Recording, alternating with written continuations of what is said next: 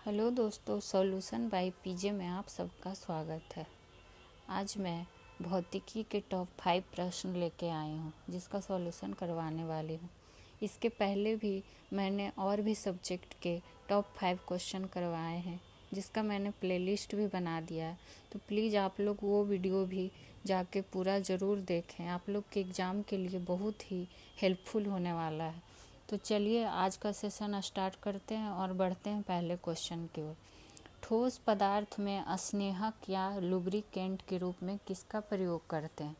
तो स्नेहक क्या होता है पहले ये जानते हैं। इसका यूज क्यों करते हैं? घर्षण को कम करने के लिए। किसके लिए? घर्षण को कम करने के लिए। लुब्रिकेंट की जगह आपको कभी कभी मिलेगा फिसलनदार के रूप में। किस रूप में? फिसलनदार के रूप में। फिसलनदार रहे, स्नेहक रहे या लुब्रिकेंट रहे, बात एक ही है। लेकिन यहाँ पूछ रहा है कि जब ठोस पदार्थ रहेगा तो उसमें कौन सा स्नेहक के रूप में यूज होगा? तो वो हो जाएगा हमारा ग्रेफाइट। लेकिन वही द्रव में पूछ लिया जाएगा तो द्रव में हो जाएगा मोबिल। और ग्रीस किस में आ जाएगा? ग्रीस आता है अर्ध ठोस के रूप में। तो चलिए बढ़ते हैं अब अगले क्वेश्चन की ओर। यांत्रिक ऊर्जा को विद्युत ऊर्जा में कौन उपकरण परिवर्तित करता है?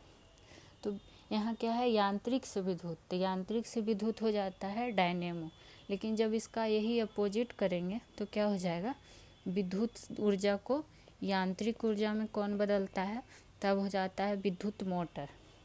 यानी कि डायनेमो और विद्युत मोटर में एक दूसरे का बस अपोजिट याद रखना है। और बात आती है लाउड स्पीकर की। तो लाउड स्पीकर में क्या होता है? विद्युत ऊर्जा को ध्वनि ऊर्जा में परिवर्तित करता है। और इसी का जस्ट अपोजिट होता है माइक्रोफोन में। क्या होता है कि ध्वनि को विद्युत ऊर्जा में प्रवाहित करता है। यानी ये दोनों का अपोजिट एक दूसरे का याद रखना है, डायनेमो और विद्युत मोटर का याद रखना है। ठीक है, बढ़ते हैं अगले क्वेश्चन की ओर। पृथ्वी का पलायन वेग कितना होता है? बात आती है पलायन वेग क्या होता है। तो पलायन वेग क्या है? वैसा वेग जिसमें किसी वस्तु को फेंकने पर वो क्या होता है? पृथ्वी पर वापस लौट कर नहीं आता है, वही होता है पलायन वेग। यहाँ पूछ रहा है पृथ्वी का पलायन वेग कितना होता है। तो इसका जानने से पहले जानते हैं कि सूर्य का पलायन वेग कितना होता है। तो सूर्य का होता है 42 किलोमीटर पर सेकेंड। फिर बात आती है चंद्रमा का पलायन वेग कितना होता है। तो चंद्रमा का होता है 2.35 किलोमीटर पर सेकेंड। अगर ऑप्शन में 2.4 किलोमीटर पर सेकेंड भी रहे तो चलेगा, या दोनों में से कोई भी। बात आती है 5 किलोमीटर पर सेकेंड किसका है। तो ये है मंगल ग्रह का। पृथ्वी का पलायन वेग अब क्या होगा? 11.2 किलोमीटर प्रति सेकेंड। ये बहुत बार एग्जाम में पूछा जा चुका है तो इसको खासकर ध्यान रखिएगा। बढ़ते हैं अगले क्वेश्चन की ओर। बैरोमीटर का पाठ्यांक जब अचानक से नीचे गिर जाता है तब क्या होने का संभावना रहता है? तो बैरोमीटर से जानते हैं कि सबसे पहले कि क्या मापा जाता है। तो बैरोमीटर से क्या मापा जाता है? वायुमंडलीय दबाव। पहला क्वेश्चन तो यही हो गया। अब इसमें 3 केस बनता है कि अचानक से नीचे गिरेगा पाठ्यांक तो क्या होगा। तो अचानक से क्या आता है, ऐसे याद रखने के लिए मैं बोल रही हूँ कि अचानक से क्या आता है। अचानक से आंधी तूफान आता है। उसी तरफ जब पूछ दिया जाता है कि बैरोमीटर का पाठ्यांक धीरे धीरे जब नीचे की ओर आता है, जब नीचे की ओर आता है तो क्या होता है? तो वर्षा होता है। वही जब धीरे धीरे ऊपर की ओर जब वायु क्या होता है, बैरोमीटर का पाठ्यांक जाता है तो मौसम साफ होता है। ठीक है, बढ़ते हैं अगले क्वेश्चन की ओर। और लास्ट क्वेश्चन है हमारा, सेल्सियस तापमान पर न्यूनतम बिंदु क्या होगा? तो जानते हैं कि तापमान का पैमाना कितना होता है। तो तापमान का पैमाना कितना हो जाता है, या स्केल भी मिलेगा आपको लिखा हुआ। तो 3 में कौन कौन सा? एक हो जाता है सेल्सियस, एक होता है क्या? केल्विन, और एक हो जाता है फ़ारेनहाइट। 3 है यह हमारा तापमान का पैमाना।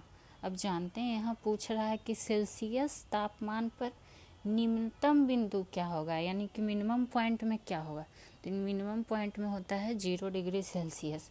लेकिन यही पूछ दे कि उच्चतम बिंदु पे क्या होगा, उच्चतम बिंदु या क्या उसको बोल सकते हैं मैक्सिमम पॉइंट पे क्या होगा, तो 100 डिग्री सेल्सियस, यानी जल का क्वथनांक कितना होता है 100 डिग्री सेल्सियस, जल का क्वथनांक।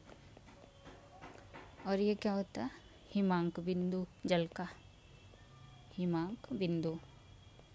उसी तरह पूछ लिया जाता है केल्विन में बात आती है तो कि केल्विन में निम्नतम बिंदु क्या होगा, तो निम्नतम बिंदु जब कहेगा तो 273 केल्विन निम्नतम बिंदु। लेकिन वही उच्चतम बिंदु कहेगा तो 300, उच्चतम बिंदु कहेगा तो 373 केल्विन। अब एक बच क्या गया फ़ारेनहाइट। फ़ारेनहाइट में क्या होता है, निम्नतम बिंदु कितना होता है 32 डिग्री फ़ारेनहाइट। ये क्या होता है निम्नतम बिंदु, निम्नतम बिंदु। और इसमें अगर उच्चतम बिंदु पूछ लिया जाए तो क्या होगा 212 डिग्री फ़ारेनहाइट उच्चतम बिंदु। आपको थोड़ा सा सबका ध्यान रखना पड़ेगा।